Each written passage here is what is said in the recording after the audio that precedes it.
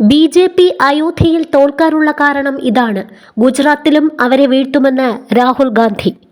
ലോക്സഭാ തെരഞ്ഞെടുപ്പിൽ അയോധ്യയിൽ ബി.ജെ.പിയെ തകർത്തതുപോലെ ഗുജറാത്തിലും തോൽപ്പിക്കുമെന്ന് കോൺഗ്രസ് നേതാവ് രാഹുൽ ഗാന്ധി. തോൽവി ഭയന്നാണ് അയോധ്യ ഉൾപ്പെടുന്ന മണ്ഡലത്തിൽ നിന്ന് നരേന്ദ്രമോദി പിന്മാറിയതെന്ന ആരോപണവും രാഹുൽ ഗാന്ധി ആവർത്തിച്ചു. ഗുജറാത്തിൽ സന്ദർശനത്തിനെത്തിയ രാഹുൽ അഹമ്മദാബാദിലെ പാർട്ടി ആസ്ഥാനത്ത് പ്രവർത്തകരെ അഭിസംബോധന ചെയ്ത് സംസാരിക്കുകയായിരുന്നു.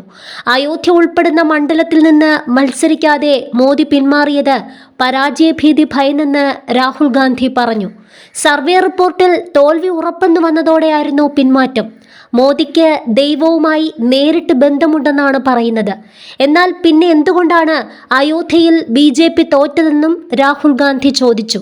എൽ.കെ. അദ്വാനി തുടങ്ങിവെച്ച അയോധ്യ രഥയാത്രയ്ക്ക് ഇങ്ങനെയാണ് അവസാനം ഉണ്ടായത്. രാമക്ഷേത്ര പ്രതിഷ്ഠയ്ക്ക് ഭൂമി നഷ്ടപ്പെട്ട അയോധ്യയിലെ ജനങ്ങളെ വിളിച്ചില്ല. അവിടെ ഉണ്ടായിരുന്നത് അദാനിയും അംബാനിയും കൂട്ടരും മാത്രമായിരുന്നു.